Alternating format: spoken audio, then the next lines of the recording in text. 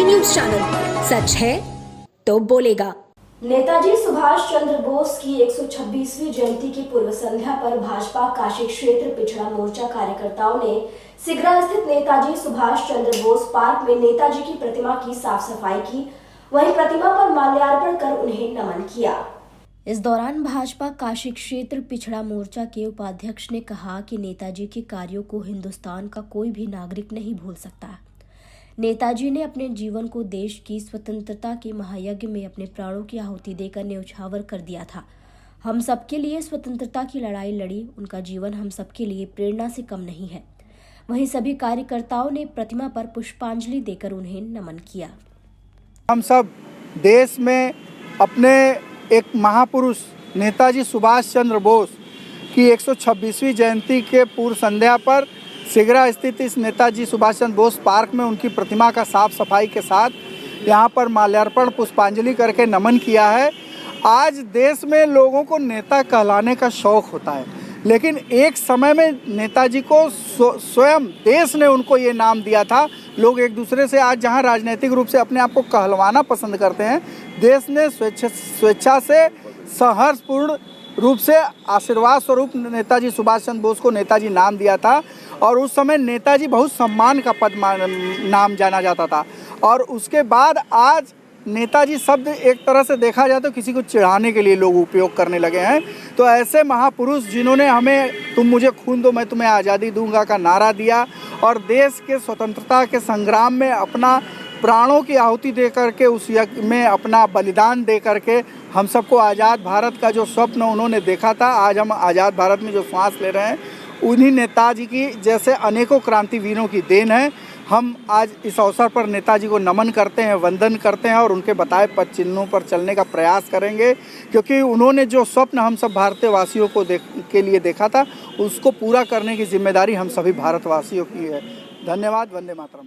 सिगरा स्थित भारत माता मंदिर के प्रांगण में महात्मा गांधी काशी विद्यापीठ एवं काशी हिंदू विश्वविद्यालय के बच्चों द्वारा शुरू किया गया ट्राई टू फाइट संस्था ने आज अपना 10वां स्थापना दिवस धूमधाम से मनाया। इस दौरान बच्चों ने संगीत और नृत्य कार्यक्रम से लोगों का मन मोह लिया।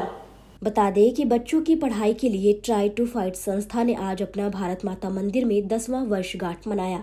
इस दौरान 10 बच्चों को सम्मानित किया गया। ये संस्था उन गरीब बच्चों को आर्थिक मदद के द्वारा उनकी पढ़ाई लिखाई में मदद करती है। अब तक कई बच्चों को प्राथमिक कक्षा से लेकर डिग्री कॉलेज तक एडमिशन कराने का काम किया है। वहीं कार्यक्रम के दौरान सांस्कृतिक प्रोग्राम का भी आयोजन किया गया, जिसमें बच्चों ने नृत्य, पेंटिंग, गीत, संगीत कार्यक्रम की प्रस्तुति दी। ये टीटी की संस्था का 10वां स्थापना दिवस है। इस संबंध में इस उपलक्ष्य में एक कार्यक्रम आयोजित किया गया है। सर बेसिकली इसमें अंडर प्रिविलेज बच्चे हैं स्लम्स के, जिनको फॉर्मल एजुकेशन के सिस्टम में नहीं रखा पाए थे, तो वो लोग यहाँ पर आज उपस्थित हुए हैं। तो आप लोग क्या करते हैं? देश के लिए क्या कर रहे हैं? पढ़ रहे हैं, अच्छा पढ़ रहे हैं, तब जाके सर एक ये मंच प्रदान करता है ऐसे बच्चों को जो आर्थिक रूप से बहुत मजबूत नहीं हैं और स्कूलों में जा सकें। इनको शुरुआती शिक्षा के लिए ये मंच प्रदान करता है। और 10 साल से कई ऐसे बच्चे जुड़े हुए हैं इससे, जो आज ग्रेजुएशन में पहुंच गए हैं, जिनकी संभावना नहीं थी अगर ये संस्था ना होती तो शायद वो स्कूलिंग ना कर पाते। तो ये एक तरह से स्लम के बच्चों और फॉर्मल एजुकेशन के बीच में लिंकेज प्रदान करता है। चंद्रिका नगर स्थित जानकी होटल में वाराणसी व्यापार मंडल अध्यक्ष अजीत सिंह बग्गा द्वारा बैठक आयोजित की गई। बैठक में उन्होंने अपने संगठन का विस्तार करते हुए 5 नए व्यापारी शाखाओं की घोषणा की। इस दौरान व्यापार मंडल के सभी व्यापारी और कार्यकर्ता मौजूद रहे। इस दौरान अजीत सिंह बग्गा ने 5 नए संगठनों में जिला महिला व्यापार मंडल वाराणसी, अल्पसंख्यक महिला व्यापार मंडल वाराणसी, ब्यूटी पार्लर व्यापार मंडल पूर्वांचल, ठेला पटरी व्यापार मंडल पूर्वांचल, युवा ठेला पटरी व्यापार मंडल की घोषणा की। चंद्रिका नगर स्थित होटल जानकी में सैकड़ों की संख्या में जुटे पदाधिकारियों तथा व्यापारियों के समक्ष जिला महिला व्यापार मंडल अध्यक्ष समेत सभी पदाधिकारियों ने अपने संगठनों को सही तरह से संचालित करने का आश्वासन दिया। बता दें कि 12 फरवरी को इन सभी संगठनों का पदभार ग्रहण समारोह आयोजित किया जाएगा।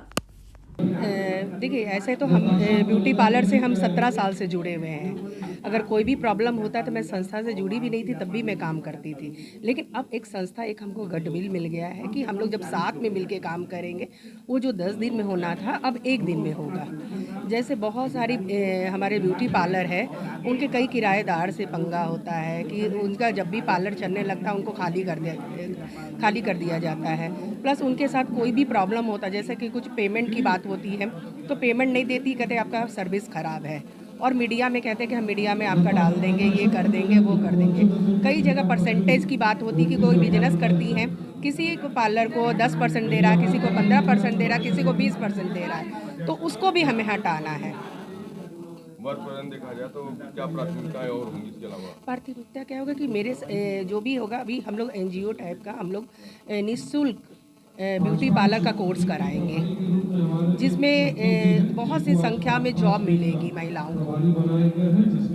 जो निरीह महिलाएं हैं जिनके पास पैसा नहीं है, उनके लिए आप किस तरह से इसलिए निःशुल्क बोला ना सर, निःशुल्क हम अपना शिविर निकालेंगे और उसमें जिसमें भी ब्यूटी पार्लर का कोर्स कराएंगे, अगर वो बंदी वो सीख जाती हैं तो उनका जॉब का प्लेसमेंट का भी मेरे पास गारंटी रहेगी।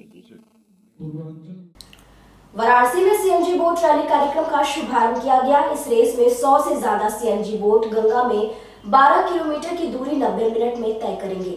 दुनिया के पहले नदी CNG refilling station Namo Ghat से संत रविदास घाट के बीच 3 स्टेशन पर 5-5 मिनट का रेस्ट टाइम होगा। वहीं रैली में शामिल नाविक और अधिकारी चेत सिंह घाट पर भव्य लेजर लाइट शो का भी लुत्फ उठाएंगे। बता दें कि केरल के कोट्टायम से 6 विशेष बोट संचालकों की टीम को बुलाया गया है। इसकी पूरी मॉनिटरिंग उनके ही हाथों में होगी। भारत में पहली बार इस तरह की रैली की जा रही है। वहीं अगले महीने यूपी में होने वाले G20 समिट से पहले बेंगलुरु में 2 फरवरी से एनर्जी वीक मनाया जाना है। इसी के लिए काशी में सीएनजी बोट्स की रैली हो रही है। काशी के रंग ऊर्जा के संग थीम पर यह रैली निकाली जा रही है। वहीं केंद्रीय पेट्रोलियम मंत्री हरदीप पुरी और ऊर्जा एवं शहरी विकास मंत्री AK शर्मा ने नमो घाट पर हरी झंडी दिखाकर सीएनजी बोट रैली को रवाना किया। गंगा में इस रैली को करने की पीछे वजह लोगों को ग्रीन एनर्जी के बारे में ज्यादा से ज्यादा जागरूक करना है। साथ ही गंगा नाविकों को सीएनजी बोट्स चलाने की प्रेरणा मिलेगी ताकि गंगा में प्रदूषण कम हो सके। कि 2047 तक भारत का जो GDP है वो $26 ट्रिलियन होगा। तो अगर ये सही हुआ है अभी, क्योंकि डिपेंड करता आप अब से लेके 2040-45 तक क्या करते हैं, तो India should be the second largest economy by that time, क्योंकि इस समय United states of America already 20-22 trillion की इकोनॉमी है, तो अगले 20-25 साल में वो उससे दुगनी हो जाएगी। पर देन भारत जो है दूसरे स्थान पे होगा उस समय।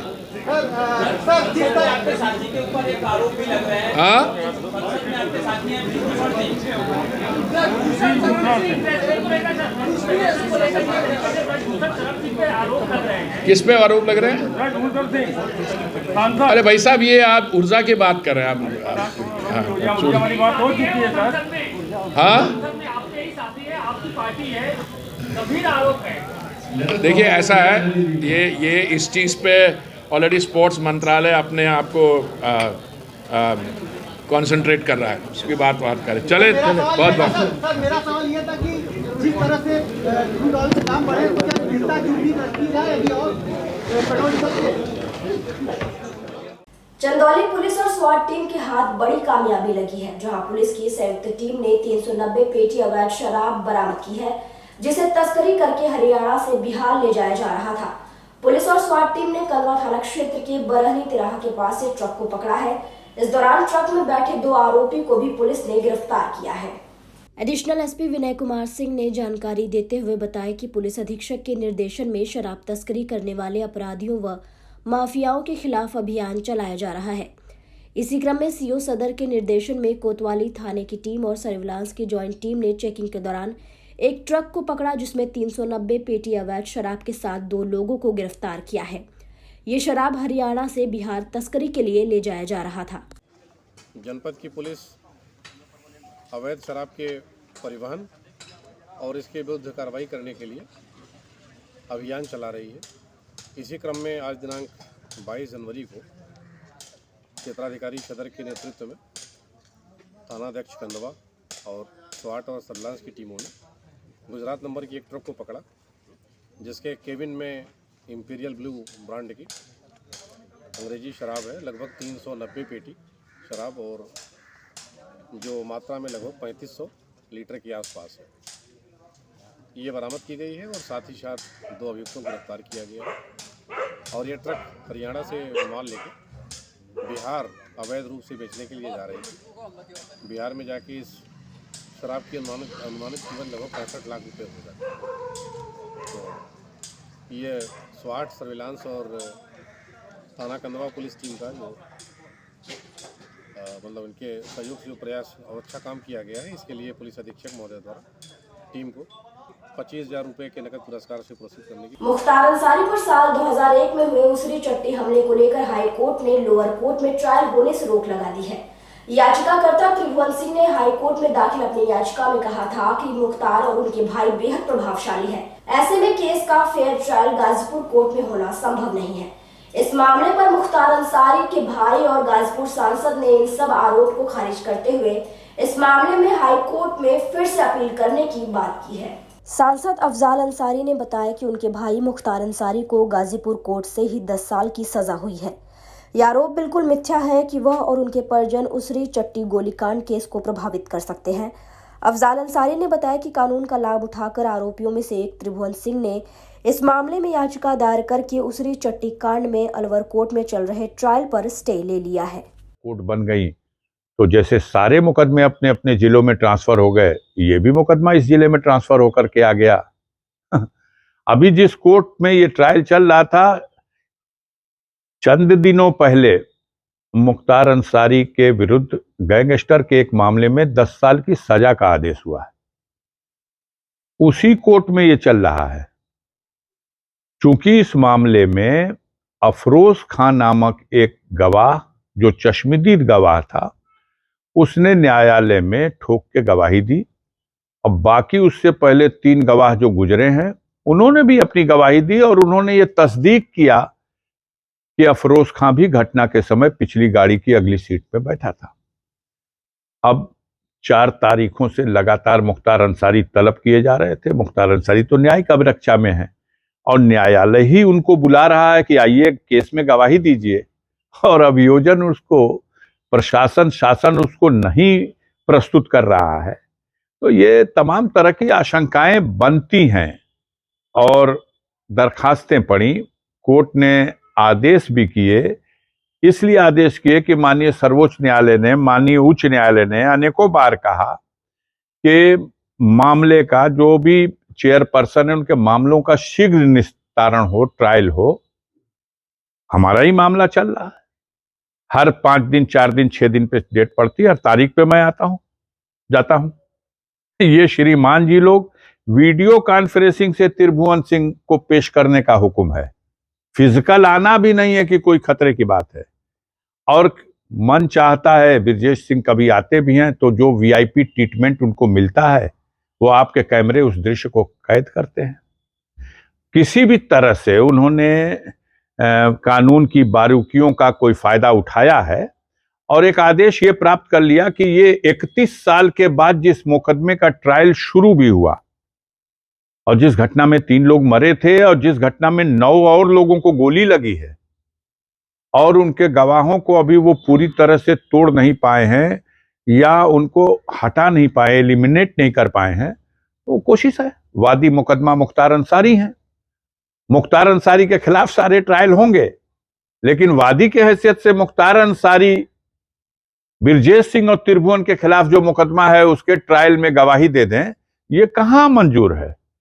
उनको इसलिए खतरा है कि निष्पक्ष ट्रायल नहीं होगा कि यहां एमपी हैं अफजाल अंसारी और उनके भतीजे एमएलए हैं। और मैं अगर कहूं कि ब्रजेश सिंह का सगा भतीजा सत्ताधारी दल से। आप देख रहे हैं डैन काशी न्यूज चैनल। सच है तो बोलेगा।